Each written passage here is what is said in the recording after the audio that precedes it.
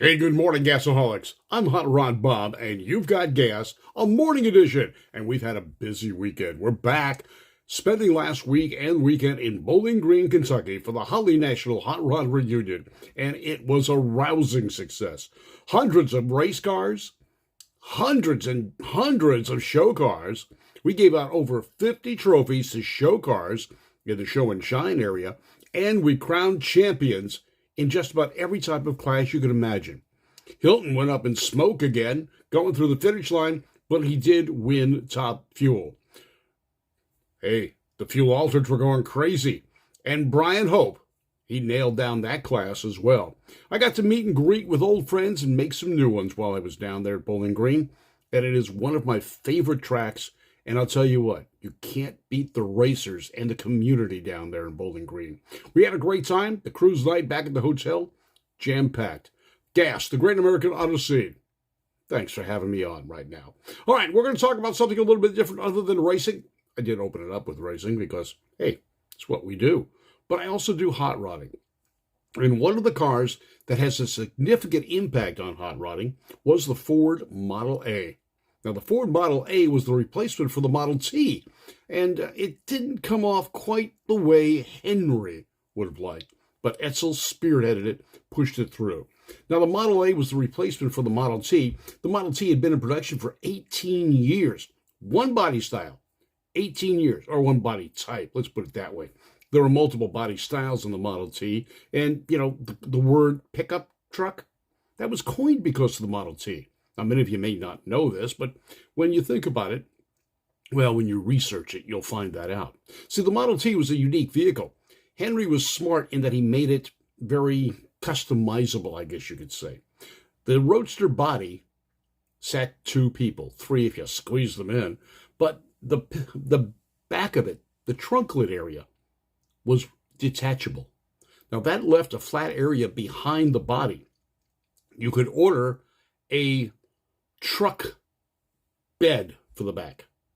Not a truck body, but a truck bed. Morning, Randy. Hi, Randall. And hi, Ken Warner.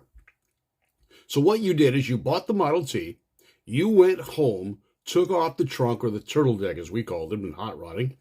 Then you came back to the dealer and picked up your truck bed. Hence, the pickup truck. But let's go on to some other things. The Model A was a rousing success. It was completely different from the Model T. Well, not really completely. It still had a four-cylinder engine, a little bit more horsepower. And it had its own distributor. The Model T didn't. It had kind of a box on it that provided spark to the spark plugs. Now, the Model A did have an electric starter. Model T did not. The Model A was a little bit bigger, giving more room for the family. The Model A had a multitude of body styles: roadster, phaeton, sedan, big sedan, town car, and the Woody station wagon. Well, they didn't really call them Woodies back then because, well, it was a station wagon. Why station wagon, you ask? Well, because it was used primarily as a commercial vehicle to pick up people at the train station. And it was a big wagon type thing. They put their luggage and so forth in the back, hence the name station wagon. Now, the Model A was a very popular car. Within the first year of release, they had sold over 1 million Model A's. Now, it went into production beginning in late 1927, but didn't really hit the dealerships till December 2nd of 1927. Now, it's a 28 model. The Model T year models went through 1927. Now, there was a lot of things different.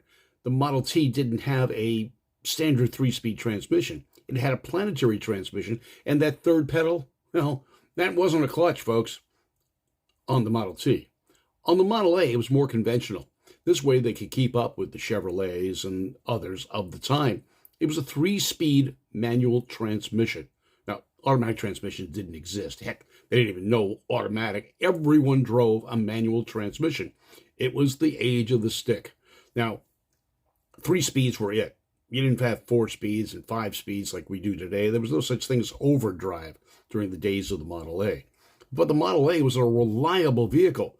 Now, Henry was a little upset it had more parts and pieces than the Model T, but it kept up with the competition. And it kept up so well, people waited patiently, somewhat, for the Model A to be released. And like I said, within the first year of production, over 1 million were sold. Now, it took Ford until the Mustang came out to hit that magic 1 million number again. So the Model A was quite a hit, considering how many people actually drove back in the 20s and the 30s. Not nearly as many as we have here. Now, the Model A was not a new designation for a vehicle. Henry Ford had originally called his Model A in the early 1900s.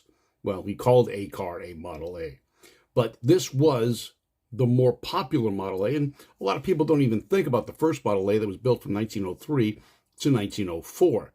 So the 1928 designation was the first mass-produced Model A. Now, it came in a variety of colors, and it was also sold in Europe, but it was replaced later by the Ford Model Y, which kind of looked like a shrunk 33 Ford.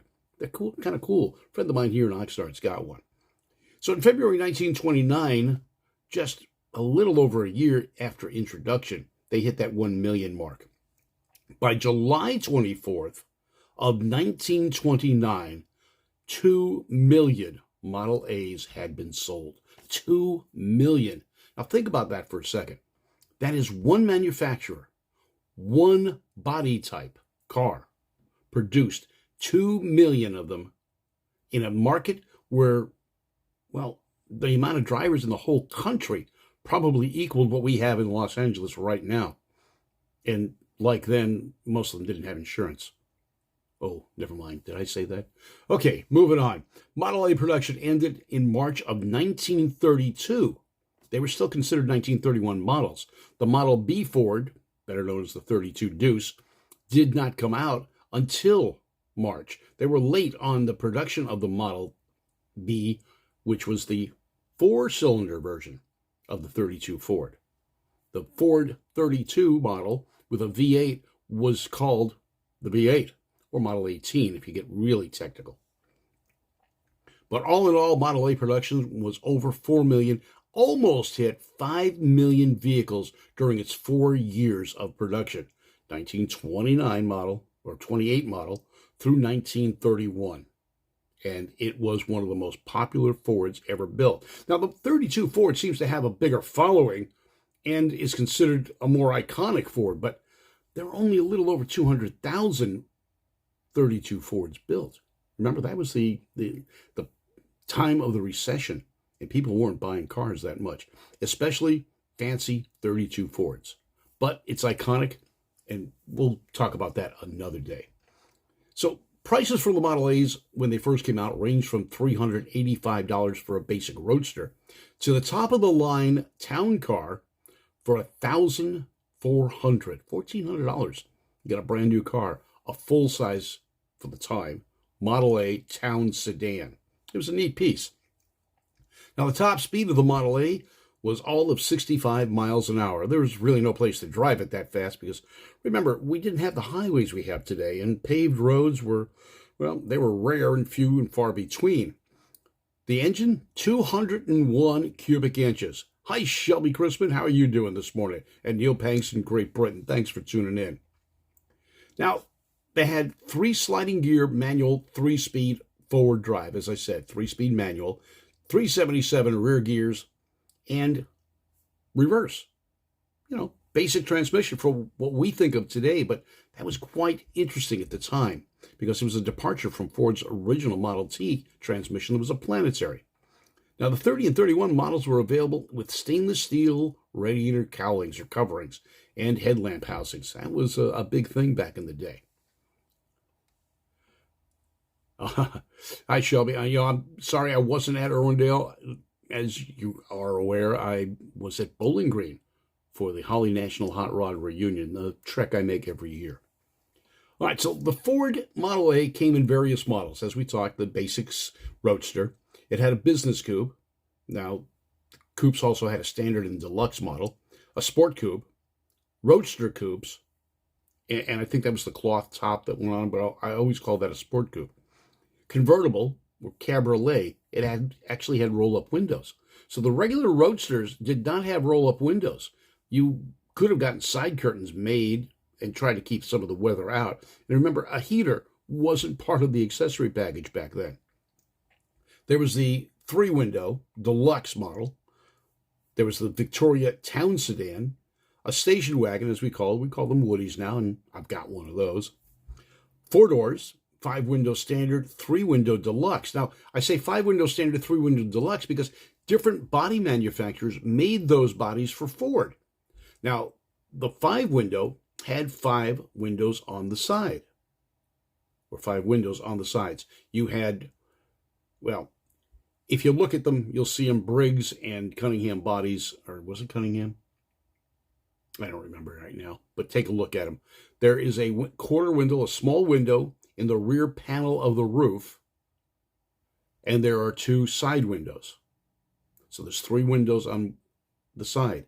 On the, I think it was the Murray body, there's only the door windows. There's no little quarter window in the roof panel. So you have to take a look at those. Now, the Ford Model A was Ford's first use of a standard set of driver controls with conventional clutch and brake pedals. Remember, I told you they had a planetary transmission in the Model T, and that third pedal was not the clutch. That was forward and reverse. Now, the carburetor was now gravity feed. They had a fuel gauge. I've got it. It works. It works pretty good. There's not much gas that goes in that tank. I watched the gas gauge move with the throttle. I got a little 4-cylinder in mine. Now, there was a company called, the Soviet company called GAAS, which started a joint venture between Ford and the Soviet Union and made a licensed version of the Model A from 1932 to 1936. And that served as the basis for some of the Soviet-built vehicles. Now, the development history started in 1910 through the 1920s. Ford dominated the automotive market, as we know, with the Model T. But, hey, competition was getting stiff, and Chevrolet was their main competitor back then. Now, Chevrolet had a 4-cylinder engine at that point in time. In 1917, Chevrolet did offer a V8, but Willie Durand did not want the Chevrolet to become a performance vehicle. He saw that as a low-priced, entry-level vehicle that would compete against Ford. Edsel Ford saw that, and that's why the development of the Model A began. Ford's sales force recognized the threat and advised Henry to respond, but he really didn't want to. He liked his Model T. He thought that's all people needed was a basic transportation vehicle. Edsel finally convinced him otherwise, but it was a struggle, and it did come out. Now, Henry had a disdain for cosmetic vanity as applied to vehicles, and that led him to leave the Model A styling to the team led by his son Edsel. Now, even though he'd take credit for it despite his son's work on the vehicle. Now, it was during the period between the 20s and the 30s that the limits of the first generation of mass-produced vehicles epitomized the Model T. The Ford Model A is well represented all over. It's a very popular car. As I said, there were 4 million, almost 5 million of these made during their production run from 1927 through 1932. Yes, I know you weren't listening. 1927 was when the Model A first was produced. Sold as a 28 model. It was produced through 1932. Not many people think about that because it was called a 31. The 32 Ford was not ready for production on time, so they continued to produce the Model A a little bit longer. It's still Model A. It's still a 1931 model, regardless of what the production date was and in 1932. All right, Model A, one of the more popular Fords ever produced. I'm Hot Rod Bob. You've got gas. A morning edition. We're back. I hope you enjoyed this. If you've got any questions, please feel free to contact me on Facebook. Send me a message. Like my page. Follow this on Facebook and YouTube. It'll also be in audio version on iTunes, Sketcher, and a host of other websites a little bit later this afternoon. I'm Hot Rod Bob. You've got gas, a morning edition. Brought to you by Valley Head Service. Service tech equipment where you get all the equipment you need for the shop you've got, whether it's a commercial shop or a home shop like mine. I'm Hot Rod Bob. We'll see you at Irwindale this Thursday night. Drag racing resumes again with me in attendance. I hope you're there. Hi, Roseanne, Don Baldessaroni, Marcia Hill-Lyle. Glad you tuned in, and Kevin Hensley, nice to see you're awake this morning. Neil Panks, thanks for tuning in from Great Britain. And say hi to all the guys at Centipede Raceway for me. Enjoy Dragstalgia. That's coming up soon. It's their version of our Hot Rod reunions. I'm Bob Beck, and you've got gas. Thanks for being a gasaholic. Have a great day.